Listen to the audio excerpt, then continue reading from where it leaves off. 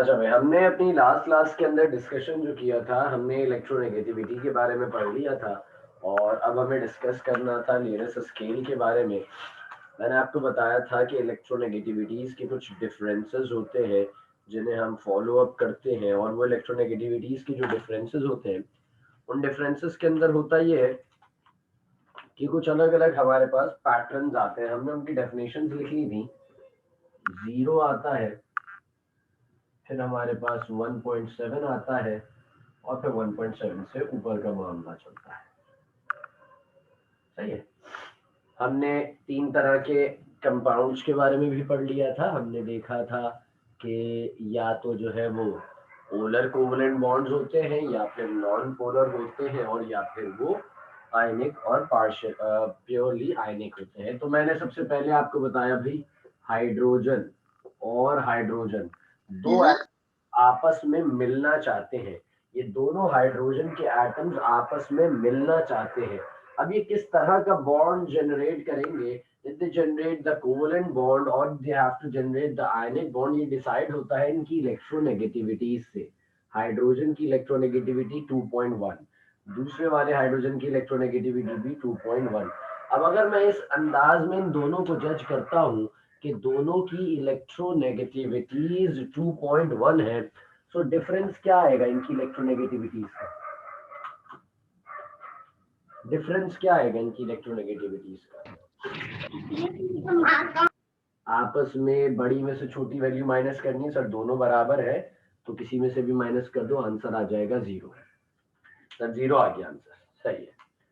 तो एक तरह का ये बॉन्ड होगा, आप देख रहे हैं, रिलेट कर रहे हैं इसको आप यहां से।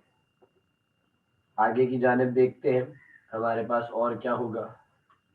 अच्छा, फिर हमने देखा कि एक एटम था H और दूसरा एटम जो आपस में जुड़ना चाह रहा है वो है Cl। बात समझ रहे हैं? हाइड्रोजन की इलेक्ट्रोनेगेटिविटी 2.1, क्लोरीन की इलेक्ट्रोनेगेटिविटी 3.0। हमने जब इन दोनों को आपस में रिलेट कराया, यानी कि बड़ी वैल्यू में से छोटी वैल्यू को माइनस कराया, so we will get a thing which is 0.9। क्या ये जीरो है? 0.9 क्या एग्जैक्टली जीरो है? जीरो तो नहीं है। नो। क्या ये 1.7 है? नहीं, 1.7 भी नहीं है। ये इन बिटवीन है, ये इन बिटवीन है, तो ये यहां लाया करेगा। अच्छा, और क्या हुआ? फिर हमारे पास एक सब्सटेंस था सोडियम और एक सब्सटेंस था क्लोरीन। सोडियम की इलेक्ट्रोनेगेटिविटी 1.2 है, क्लोरीन की अगर फॉर एग्जांपल हमारे पास 3.0 है, तो जब हमने इन दोनों को माइनस कराया तो हमारे पास आंसर बचा 1.8। बड़े में से छोटी वैल्यू को माइनस करा दिया, आंसर बच गया 1.8। तो क्या ये जीरो है? नहीं। क्या ये 1.7 है? नहीं। ये 1.7 से बड़ी है, तो इसका मतलब ये वैल्यू यहाँ लाया करेगी। यानी कि अब तीन पोजीशंस हो गई जहां पे हमारी वैल्यूज लाया कर रही हैं।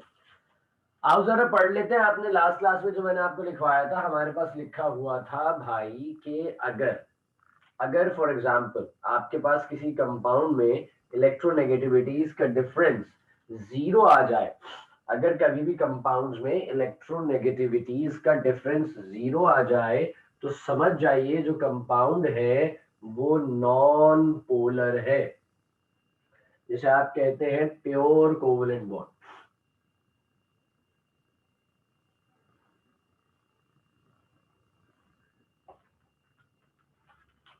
अगर आपके पास मिसाल के तौर पे कभी दो एलिमेंट की इलेक्ट्रोनेगेटिविटीज का डिफरेंस जीरो आ जाए, कभी दो एटम्स की इलेक्ट्रोनेगेटिविटीज का डिफरेंस जीरो आ जाए जो आपस में जुड़ना चाहते हो, तो याद रखिए जीरो या नियरेस्ट टू जीरो वाला मामला है, तो वो कहलाएंगे नॉन पोलर, या फिर उन्हें आप कहते हैं प्योर कोवलेंट। ये प्योर कोवलेंट बॉन्ड्स है। आप देख रहे हैं इलेक्ट्रोनेगेटिविटीज का डिफरेंस, हाइड्रोजन और हाइड्रोजन के दरमियान में एक सिंगल बॉन्ड बनता है।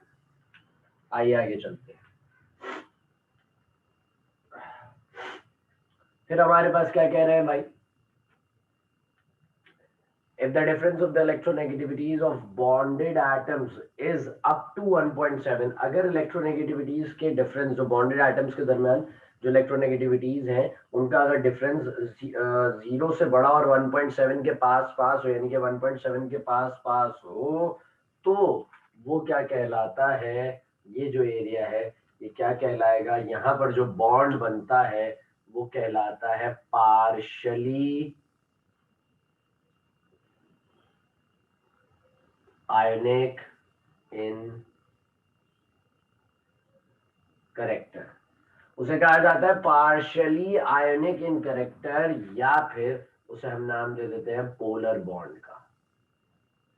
अब लफ्ज पार्शली आयोनिक इन करेक्टर से मुराद क्या है? पार्शली आयोनिक इन करेक्टर से क्या मुराद है? पार्शली आयोनिक इन करेक्टर से मुराद ये है कि वो पूरा आयोनिक कंपाउंड नहीं होता, ना वो पूरा कोवलेंट कंपाउंड है, उसमें कुछ खुसूसियात आयोनिक की होंगी और कुछ खुसूसियात कोवलेंट की होती है। बात समझ रहे हैं आप मेरी? तो ये जो HCl है जी। ये बेसिकली एक पार्शियली आयनिक यानी कि एक पोलर सब्सटेंस है जो कि पार्शियली आयनिक है। ये बॉन्ड जो है वो स्टार्ट होता है कोवेलेंट बॉन्ड से। हमने कोवेलेंट बॉन्ड की एग्जांपल में HCl को देखा था। ये बॉन्ड स्टार्ट कोवेलेंट बॉन्ड से होता है, यानी कि हाइड्रोजन और क्लोरीन के दरमियान कोवेलेंट बॉन्ड ही बनता है, लेकिन वो आगे जाकर डेवलप इस तरह हो जाता है कि ये आयनिक में कन्वर्ट हो जाता है, तो उसे हमने नाम दिया पार्शियली आयनिक इन करेक्टर। बात यहां तक आप मेरी समझ गए सारे? Yes sir. अब अगर Na और Cl की मैं बात करता हूं तो हम जानते हैं भाई, सोडियम के ऊपर पॉजिटिव चार्ज, क्लोरीन पे नेगेटिव चार्ज। सोडियम अपना इलेक्ट्रॉन क्लोरीन को देता है, ये तो कॉमन एलिमेंट्स है, कॉमन एग्जांपल है जो हमने आयनिक बॉन्ड की देखी थी। अगर कभी भी इलेक्ट्रोनेगेटिविटीज का डिफरेंस 1.7 से ज्यादा आ जाए तो समझ जाओ वो है इलेक्ट्रो वैलेंट या फिर प्योर आयनिक बॉन्ड। इलेक्ट्रोवैलेंट या फिर प्योर आयनिक बॉन्ड। बात यहां तक समझ में आ गई?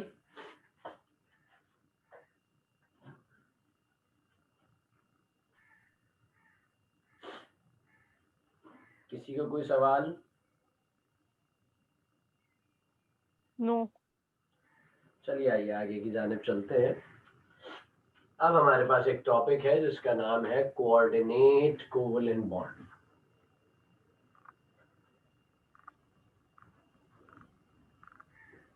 अगर अगर किसी ने ये नहीं लिखा तो मसाइल की बात नहीं है। आपका ये लेक्चर मैं भी अपलोड कर दूंगा अपने चैनल पे यूट्यूब पे, तो आप वहां से या फिर स्कूल का जो फेसबुक का पेज है वहां से आप उस चीज़ को फॉलो अप कर लीजिएगा, उस वीडियो को वहां से खोल कर बिल्कुल उसको नोट डाउन कर लीजिए। चलिए आगे चलते हैं। हमारे पास जो टॉपिक है उसका नाम है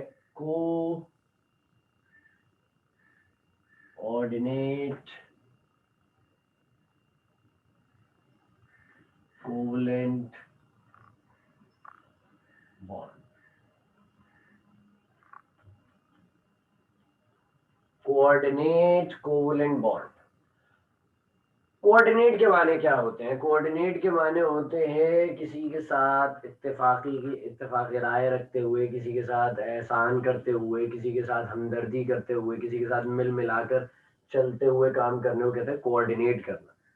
मतलब मिसाल के तौर पे अगर मैं ये कहूँ कि आप कोई काम करने खड़े हो गए और आपके दोस्त आपके साथ है और वो आपकी हेल्प नहीं कर रहे, वो कर सकते हैं, वो कर सकते हैं हेल्प, लेकिन फिर भी वो नहीं कर रहे तो आप ये कहेंगे यार मेरे साथ कोऑर्डिनेट नहीं कर रहे हैं लोग, मेरी बात नहीं सुन रहे, मेरे साथ चल नहीं रहे, मेरी जरूरियात को नहीं देख रहे हैं। बात समझ ना? तो कोऑर्डिनेट नहीं कर रहे, तो कोऑर्डिनेट कोवलेंट बॉन्ड। और लफ्ज कोवलेंट बॉन्ड आ गया। जब लफ्ज कोवलेंट बॉन्ड आ गया तो फिर यहाँ तो बात ही खत्म हो गई कि भैया जब लफ्ज कोवलेंट बॉन्ड है इसका मतलब तो इसके अंदर हमारे पास क्या होगा? इसके अंदर हमारे पास शेयरिंग होनी है। तो आप जरा लिख लेते हैं इसकी डेफिनेशन को, साथ साथ चलिए कभी को लिख लीजिएगा मेरे।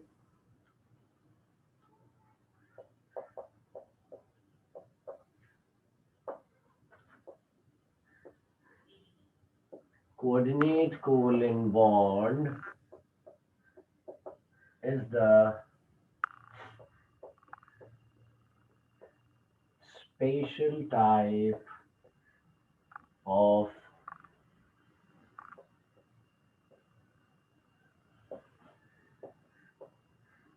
covalent bond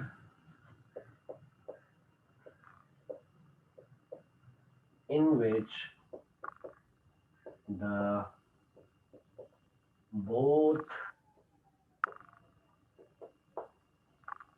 electrons forming a bond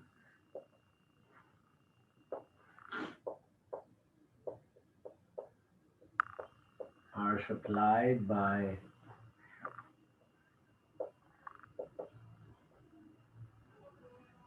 one atom only.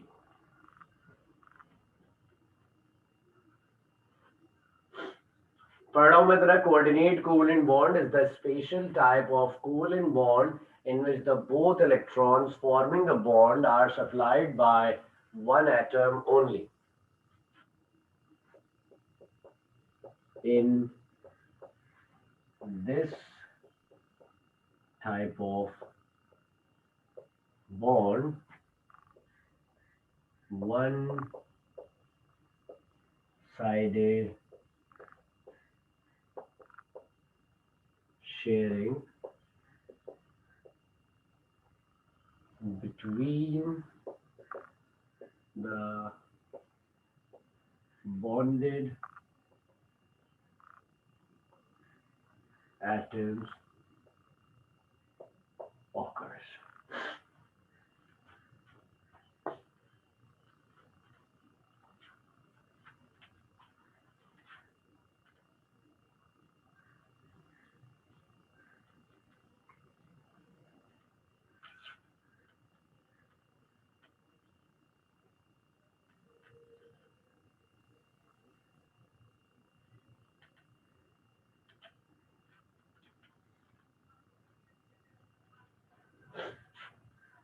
लिख लिया आपने साथ साथ?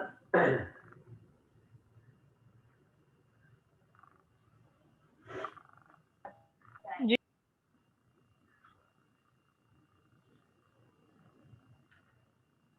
अब जरा लफ्जों को समझ लेते हैं कि क्या बताया जा रहा है। कह रहे हैं coordinate covalent bond is the special type of covalent bond, यानी कि ये कोवलेंट बॉन्ड की एक स्पेशल टाइप है, एक थोड़ी सी खास टाइप है। इन विच द बोथ इलेक्ट्रॉन्स, जिसमें दोनों इलेक्ट्रॉन्स फॉर्मिंग अ बॉन्ड। हम जानते हैं कि कोई भी एटम हो, एटम ए और एटम बी के दरमियान अगर हमें बॉन्ड बनाना है तो इस बॉन्ड को बनाने के लिए जो कम से कम हमें जो एटम्स दरकार हैं वो कम से कम एक पेयर दरकार है। कम से कम हमें एक पेयर दरकार है, जिसके बाद हम ये कह सकते हैं हाँ यार इनके दरमियान एक बॉन्ड बना। और एक पेयर में कम से कम एक पेयर कितने इलेक्ट्रॉन्स में बनता है बेटा? एक पेयर 2 तो हमें कम से कम 2 दो इलेक्ट्रॉन्स दरकार हैं, जिसमें से एक एटम ए देता है और दूसरा एटम बी देता है। लेकिन अब जरा सुनिए यहाँ क्या कह रहे हैं। कह रहे हैं special type of covalent bond in which both electrons, दोनों electrons, in which both electrons forming a bond, दोनों इलेक्ट्रॉन्स जो बॉन्ड बना रहे हैं are supplied by one atom only. वो एक ही एटम सप्लाई करेगा, एक ही एटम सप्लाई करेगा। In this type of bond one sided sharing, यानी कि सिर्फ एक तरफ से शेयरिंग होगी। भाई शेयरिंग ये भी तो है कि एक चीज मेरे पास है जो कि 100% मेरी है, मैं वो आपको दे देता हूँ कि आप भी इस्तेमाल कर लीजिए। आपने कुछ नहीं किया उसके एवज, मैं वो चीज आपको भी दे रहा हूँ कि आप भी इस चीज को यूज कर लीजिए। तो it is known as a one sided sharing. आप उस चीज के बदले कुछ शेयर नहीं कर रहे, आप मुझे कुछ नहीं दे रहे, लेकिन मैं अपनी जो 100% मेरी चीज है मैं उसे आपके साथ शेयर कर रहा हूँ। तो it is also called as a sharing. ये क्या कहलाती है? ये भी शेयरिंग ही कहलाती है। एक आखिरी लाइन है इसके बीच में, इसके एंड में, वो भी लिख लीजिए।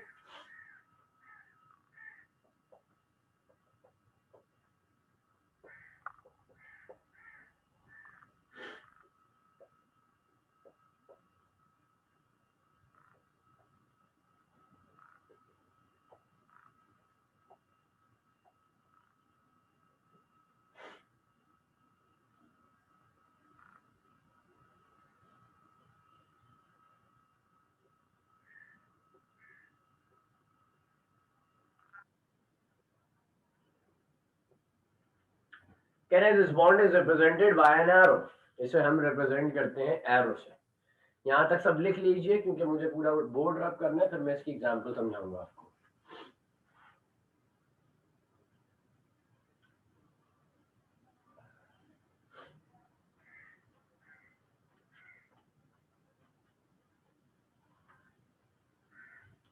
सर कर देना। रब कर दूं मैं बोर्ड?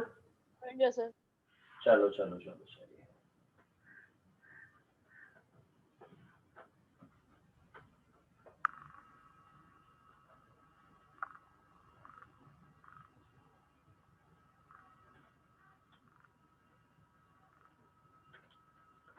देखो सबसे पहले मैं इक्वेशन लिखूंगा सब्सटेंस की, फिर हम कोशिश करेंगे उस चीज को समझने की। इक्वेशन क्या है कि एक सब्सटेंस था भाई NH3 अमोनिया था, इसे हम मिलाते हैं HCl के साथ, हाइड्रोक्लोरिक एसिड के साथ, और हम हासिल कर लेते हैं NH4Cl। देखने में बड़ा आसान और बड़ा मजेदार सा मामला नजर आ रहा है कि सर ये तो बस हमने दो चीजें मिलाई और एक चीज बन गई। It's an addition reaction. Chapter number 2 से हम बात करें तो ये चीज क्या थी? ये था अमोनिया। ये चीज क्या थी? ये हमारे पास क्या था? ये था हाइड्रोक्लोरिक एसिड।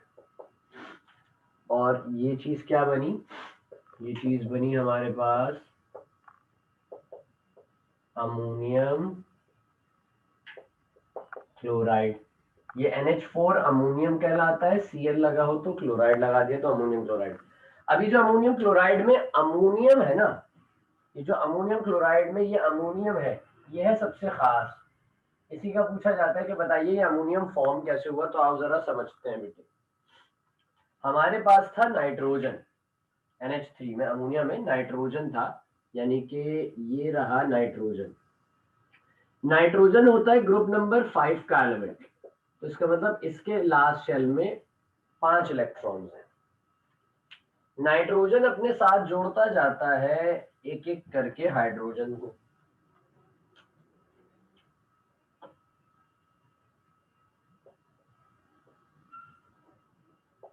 तो बताएगा मुझे नाइट्रोजन और हाइड्रोजन के दरमियान कौन सा बॉन्ड है? तो बता सकता मुझे? Single single covalent covalent bond है नाइट्रोजन और इस हाइड्रोजन के दरमियान, इस हाइड्रोजन और इस हाइड्रोजन। अच्छा, अब अगर मैं हाइड्रोजन पर हाथ रख लूं तो मुझे बताइए नाइट्रोजन के पास टोटल कितने इलेक्ट्रॉन्स हो गए? 1 2 3 4 5 6 7 8, टोटल कितने हो गए? 8 इलेक्ट्रॉन्स। अगर मैं हाइड्रोजन की बात करूं तो हाइड्रोजन के पास कितने हो गए? 1 2, शेयरिंग कर रहे हैं ना ये लोग, म्यूचुअली शेयरिंग हो रही है। इस हाइड्रोजन के पास 1 2 1 2। बात यहां तक आप मेरी समझ रहे हैं? Yes sir. यहां तक लिखना है। इसके आगे अभी जो मैं बोर्ड पे लिखूंगा उसके आगे कॉपी मत करना, जब वो मैं बिल्कुल एंड कर दूंगा इक्वेशन फिर कॉपी कीजिएगा। अच्छा भाई आगे चलते हैं। तो आगे हमारे पास है H। अगर मैं बात करूं क्लोरीन की तो क्लोरीन ग्रुप नंबर 7 का एलिमेंट है। इट मींस इसके लास्ट शेल में 7 इलेक्ट्रॉन्स होने चाहिए, जिसमें से ये क्लोरीन जुड़ा होता है एक इलेक्ट्रॉन से हाइड्रोजन के। ये क्लोरीन जुड़ा होता है एक इलेक्ट्रॉन के हाइड्रोजन से। आप देख रहे हैं मैंने क्लोरीन का इलेक्ट्रॉन उसके बिल्कुल पास लिखा है। हाइड्रोजन के इलेक्ट्रॉन और हाइड्रोजन के सिंबल H के दरमियान में मैंने खासा गैप दे दिया। अपना फोकस कर रहे हैं इस चीज को जरा।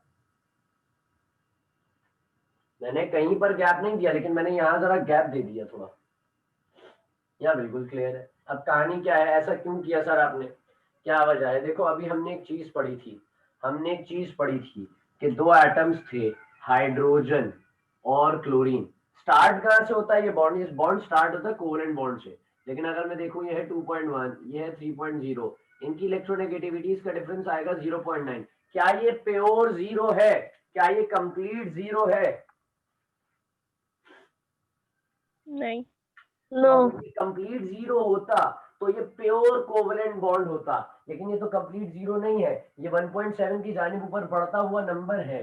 तो यहाँ पर कंप्लीट कोवलेंट बॉन्ड यानी कि प्योर कोवलेंट बॉन्ड तो नहीं है, ये पार्शियली आयनिक बॉन्ड है। लेनेस स्केल में आपने पोलर बॉन्ड जिसे कहा था उसका दूसरा नाम होता है पार्शियली आयनिक। तो पार्शियली आयनिक है तो पार्शियली आयनिक क्या होगा? यानी कि ये बॉन्ड स्टार्ट होगा कोवलेंट बॉन्ड से। ये बॉन्ड स्टार्ट होगा कोवलेंट बॉन्ड से। और इलेक्ट्रोनेगेटिविटी के बारे में हमने क्या पढ़ा था कि एक एटम की वो सलाहियत, एक एटम की वो कुव्वत, एक एटम की वो ताकत जिसकी मदद से वो किसी दूसरे का इलेक्ट्रॉन अपनी जानिब खींच सके। The force of an atom to attract the shared pair of electron toward itself. तो अब जरा देखिए, मुझे बताइए दोनों में से किसकी इलेक्ट्रोनेगेटिविटी ज्यादा है, हाइड्रोजन की या क्लोरीन की, किसकी ज्यादा है? क्लोरीन। क्लोरीन की इलेक्ट्रोनेगेटिविटी ज्यादा है, तो ये लाजिम है कि क्लोरीन के पास ताकत ज्यादा है कि वो हाइड्रोजन का इलेक्ट्रॉन अपनी जानिब खींच ले। तो आप यहाँ देख रहे हैं क्लोरीन के पास ताकत जरा ज्यादा है कि वो हाइड्रोजन का इलेक्ट्रॉन अपनी जानिब खींच ले। सही है। और जब कोई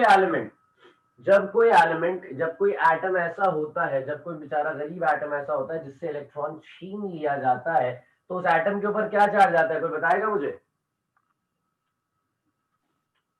गेन प्लस का जा रहा होता है, किसी का आइटम ले लिया जाता है तो उसके ऊपर क्या चार्ज आता है, बोलो? पॉजिटिव। आ गया पॉजिटिव चार्ज। हाइड्रोजन का बेचारे का इलेक्ट्रॉन लिया जा रहा है ना, हाइड्रोजन का इलेक्ट्रॉन ले लिया जा रहा है, तो उसमें आ गया पॉजिटिव चार्ज। गेन किस कौन कर रहा है, कौन हासिल कर रहा है, किसने इलेक्ट्रॉन खींचा? देखो ये बॉन्ड स्टार्ट हुआ था कोवेलेंट बॉन्ड से, ये बॉन्ड स्टार्ट हुआ था कोवेलेंट बॉन्ड से, लेकिन फिर कोवेलेंट बॉन्ड के बाद आहिस्ता आहिस्ता जब इनको अपने नेचर्स का रियलाइज हुआ, तो इन्होंने इलेक्ट्रोनेगेटिविटीज की बुनियाद पे क्लोरीन ने हाइड्रोजन के इलेक्ट्रॉन को जब्त करना शुरू कर दिया। अब ये जो जब्त कर रहा है, ये जो धोखाधड़ी चल रही है यहाँ पे कि क्लोरीन ने हाइड्रोजन का इलेक्ट्रॉन छीन लिया, इसकी वजह से हाइड्रोजन पर आ गया पॉजिटिव चार्ज और क्लोरीन पे क्या चार्ज आ जाएगा?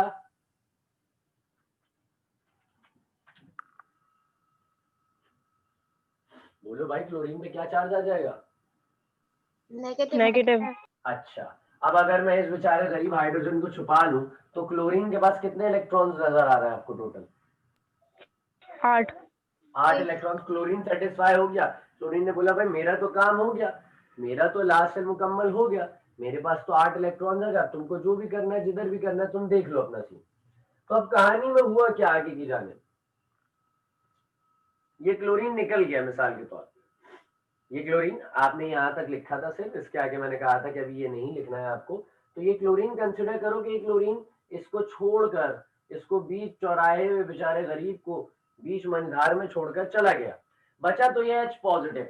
अब हाइड्रोजन को कितने इलेक्ट्रॉन चाहिए होते हैं? नॉर्मली हाइड्रोजन के पास एक इलेक्ट्रॉन होता है अपना जाती, और एक उसे चाहिए होता है, दो करने होते हैं ना हाइड्रोजन को, तो एक उसके पास होता है और एक उसे चाहिए होता है। इस बेचारे के पास जो था वो भी जा चुका, अब इसे टोटल कितने चाहिए? टोटल 2 इलेक्ट्रॉन इसे दरकार है, टोटल 2 इलेक्ट्रॉन दरकार है। ये बेचारा बेसहारा बेयारो मददगार इधर से उधर घूम रहा है, इसकी मदद के लिए कोई नहीं है। अचानक से नाइट्रोजन नजर आता है। अचानक से कौन नजर आ गया भाई? नाइट्रोजन नजर आया अचानक से। अच्छा, नाइट्रोजन क्यों मदद कर सकता है, कैसे कर सकता है, क्या वजूहत है? देखो ये जो एक पेयर है, ये बॉन्ड पेयर है, क्योंकि इस पेयर से बॉन्ड बन रहा है। ये भी एक बॉन्ड पेयर है, ये भी एक बॉन्ड पेयर है।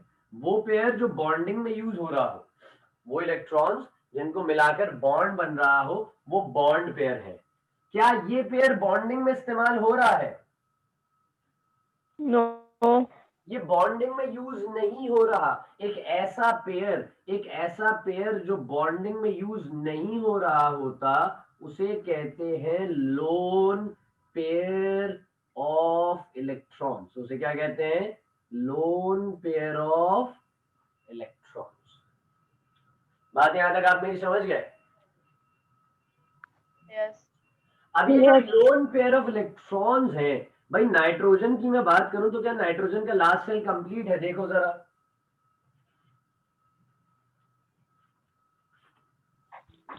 Yes sir. नाइट्रोजन के लास्ट सेल में 8 इलेक्ट्रॉन्स हो गए ना, 1 2 3 4 5 6 7 8, 8 इलेक्ट्रॉन्स हो गए, नाइट्रोजन मुकम्मल है। नाइट्रोजन की जिंदगी में कोई मसाइल नहीं है, मसाइल जो दरपेश हैं वो इस H पॉजिटिव की जिंदगी में। इसे टोटल कितने इलेक्ट्रॉन्स चाहिए? 2।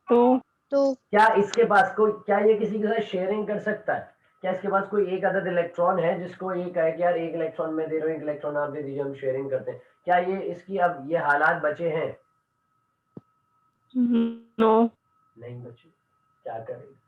ये बेसहारा बेयारो मददगार इस नाइट्रोजन के शेर के पास पहुंचता है, नाइट्रोजन के पास बेसिकली पहुंचता है और नाइट्रोजन कहता है अच्छा भाई आ जाओ मेरे पास आ जाओ, मैं तुम्हें अपने साथ मिला लेता हूँ। तो अब कहानी में देखिए हुआ क्या, कहानी में हुआ ये कि ये था नाइट्रोजन, इसने सिंगल बॉन्ड यहाँ बनाया हुआ, सिंगल बॉन्ड यहाँ, सिंगल बॉन्ड यहाँ, किन के साथ बनाया हुआ है, हाइड्रोजन के साथ बना हुआ था, तो इसने हाइड्रोजन के साथ सिंगल बॉन्ड बनाया हुआ था। यही था NH3, NH3 यही था।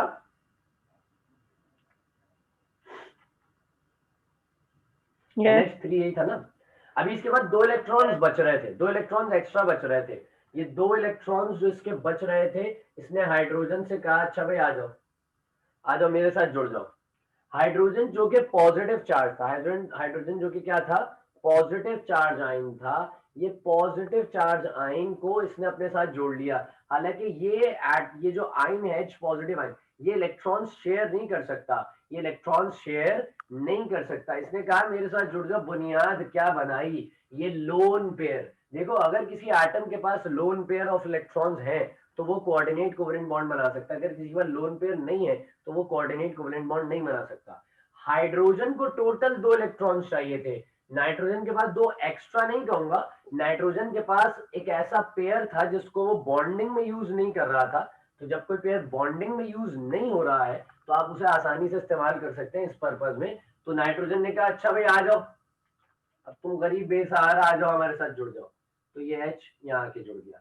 ये दोनों इलेक्ट्रॉन्स हाइड्रोजन के पास भी हैं और ये सारे इलेक्ट्रॉन्स नाइट्रोजन। तो ये दोनों इलेक्ट्रॉन्स बताइए किसके हैं, ये हाइड्रोजन के हो गए दोनों इलेक्ट्रॉन्स क्या? नो। क्या ये दोनों इलेक्ट्रॉन्स सिर्फ नाइट्रोजन के हैं अब?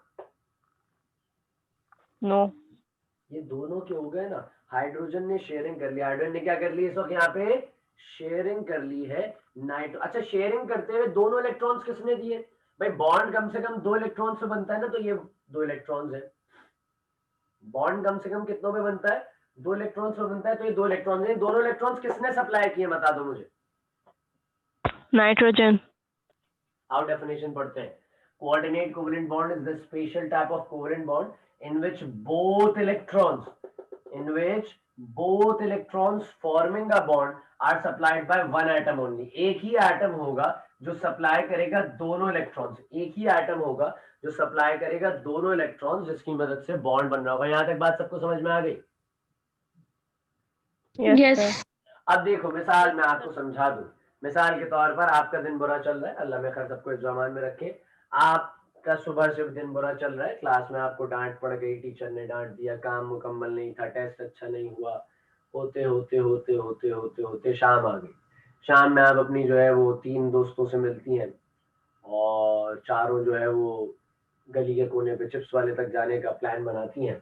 लेकिन आपका दिन शुरू से जो है वो सुबह से ही खराब चल रहा है आजकल। अब जो आपकी जो खराबी थी, आपकी जो बुराई थी, वो अब कितने लोगों पे आ चुकी है टोटल? वो अभी आप पर है या सब पे आ गई? बताइए। सिर्फ आप पर है। नहीं, वो अब सब पे आ गई क्योंकि आप सबके साथ हैं। मिसाल हुआ ये कि भाई वो दिन आपका बुरा चल रहा था, आपने प्लान किया कि यार गली के कोने पे जो फ्रेंच फ्राइज वाला है, हम वहां जाकर चिप्स खरीद लेते हैं, चिप्स खाएंगे हम लोग। अब आप जो है वो चिप्स खाने के लिए जब बढ़े तो बुराई आप पर चल रही थी, लेकिन वो चूंकि बुराई जो थी बुराई जो थी वो सिर्फ आप पर थी, लेकिन चूंकि अब आप बाकियों के साथ भी जुड़ गए थे, लेकिन बुराई का अंसर उन पे भी आ गया। आप जैसी गली में थोड़ा सा आगे बढ़े तो गली में एक डॉगी पीछे लग गया, चारों के भाग रहे दौड़ रहे गली में इधर से उधर, परेशानी आ गई। तो वो बुराई किस पर थी बेसिकली, बताइए? हम पर थी। और वो आ किस पे गई अब? वो अब सब पे आ गई। क्यों? क्योंकि आप बाकियों के साथ जुड़े थे। हालांकि अल्लाह ताला कई बुरा नहीं करते, अल्लाह ताला जो है सबका अच्छा करते हैं। एक मिसाल के तौर पर मैंने बात समझाई आपको, ऐसा कभी होता नहीं है कि आपका दिन बुरा चल रहा हो और बुराई आप पर आ जाए, ऐसा नहीं होता खैर कभी भी। तो बहरहाल ये हाइड्रोजन जो आया था, ये जो हाइड्रोजन आया था, इस हाइड्रोजन पर क्या चार्ज था? पॉजिटिव क्या क्या इस अमोनिया पे कोई चार्ज है? क्या इस अमोनिया पे कोई चार्ज है? No no. लेकिन हाइड्रोजन जो अब जोड़ा है उस पर क्या चार्ज था? उस पर पॉजिटिव चार्ज था। तो अब मुझे बताओ, ये जो पॉजिटिव चार्ज का मैं जिक्र कर रहा हूं कि हाइड्रोजन पर पॉजिटिव चार्ज था, क्या ये पॉजिटिव चार्ज अब सिर्फ इस हाइड्रोजन पर रहेगा?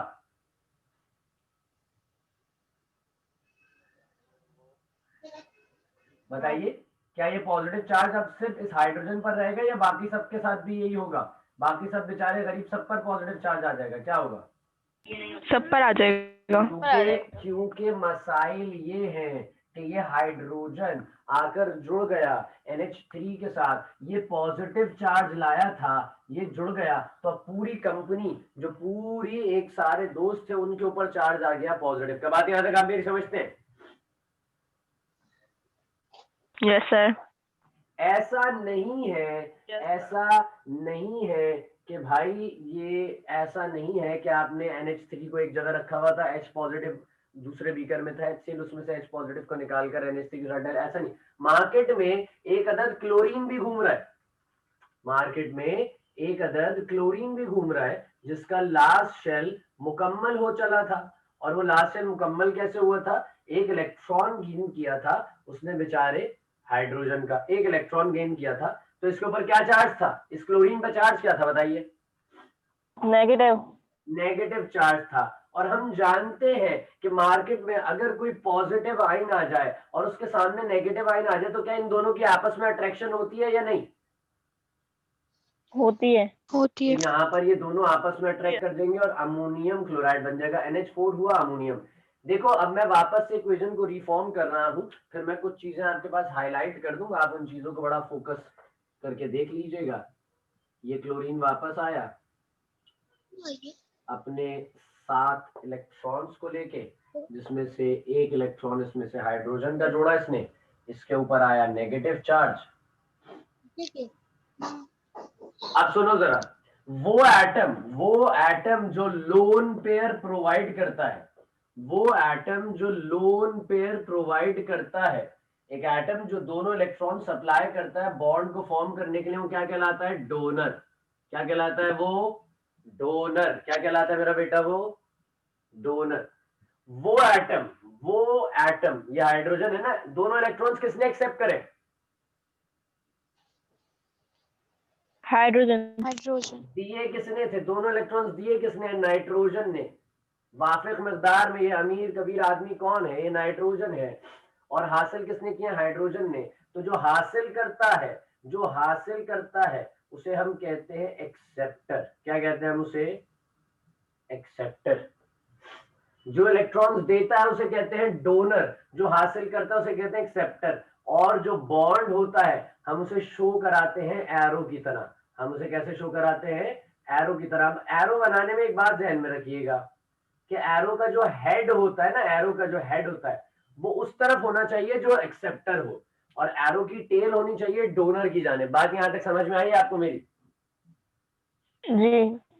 कोई सवाल है किसी के पास? नो। सर मुझे ये पूछना है, जो क्लोरीन ने जो जिस फोर्स से हाइड्रोजन को इलेक्ट्रॉन लिया, तो वो इलेक्ट्रोस्टैटिक फोर्स है या फिर इलेक्ट्रोनेगेटिविटी? इलेक्ट्रोनेगेटिविटी। इलेक्ट्रोस्टैटिक फोर्स तो हमेशा पॉजिटिव और नेगेटिव आयंस के दरमियान, पॉजिटिव और नेगेटिव चार्ज के दरमियान जो फोर्स आती है उसे इलेक्ट्रोस्टैटिक फोर्स कहते हैं।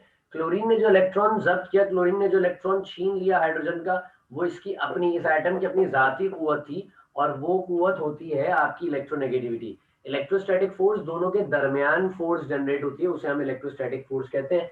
यहाँ जो फोर्स है जिससे इलेक्ट्रॉन छीना गया है वो इलेक्ट्रोनेगेटिविटी है। और कोई सवाल? अच्छा, ये जो एरो है, इस एरो को भी हाईलाइट कर दीजिएगा भाई जरा। इस एरो को भी हम बता देंगे हाईलाइट कर कर कि ये चीज क्या है। ये चीज हमारा कोऑर्डिनेट कोवेलेंट बॉन्ड है। आपने इसी तरह बनाना है। किताब में इसकी एक एग्जांपल और लिखी हुई है और चंद लाइंस इसकी पैराग्राफ की फॉर्म में लिखी हुई हैं कोऑर्डिनेट कोवेलेंट बॉन्ड की डेफिनेशन के बाद। एक तो ये एग्जांपल है कि आपसे पूछा जाता है NH4 पॉजिटिव आयन, आपसे पूछा जाता है भाई NH4 पॉजिटिव आयन, ये बना है ना NH 1 2 3 4, NH4 पॉजिटिव आयन कैसे बनता है ये बताइए। इसके अलावा एक और होता है H3O पॉजिटिव, हाइड्रोनियम आयन कहते हैं इसे, इसे कहते हैं हाइड्रोनियम आयन। कहते हैं हाइड्रोनियम आयन कैसे बनता है ये बताइए। तो ये दो आपके पास जो है वो एग्जाम्पल्स के तौर पे पूछी जाने वाली बातें हैं। बात यहाँ तक सबको समझ में आ गई? जी कोई सवाल किसी के पास, कोई ऐसी बात जो किसी को पूछनी हो? सर पार्शियली जो आपने बताया था सर, उसका मतलब क्या है कि उसमें कोवलेंट भी होगा और आयनिक दोनों होगा? नहीं, पार्शियल लफ्ज के माने होते हैं कि कोई चीज कंप्लीट अंदाज में नहीं है। पार्शियल मतलब ये है कि वो चीज जो है वो थोड़ा सा आपके पास, पार्शियल बेसिकली अगर मैं आयनिक और कोवलेंट से निकाल दूं इस बात को, तो पार्शियल का मतलब ये होता है कि भाई आधा आधा, थोड़ा थोड़ा। तो पार्शियल आयनिक बॉन्ड का मतलब ये है कि आपके पास आयनिक बॉन्ड का नेचर होगा थोड़ा सा और कोवलेंट बॉन्ड का थोड़ा सा नेचर होगा, ये बात है पार्शियली आयनिक बॉन्ड में। अभी सही होगी। समझ में आई बात? जी कोई और सवाल किसी का? ये बस? सर आयनिक कैरेक्टर का क्या मतलब होता है? आयनिक कैरेक्टर इसी को तो कहते हैं कि आयनिक बॉन्ड की जो कैरेक्टरिस्टिक्स हैं। ओके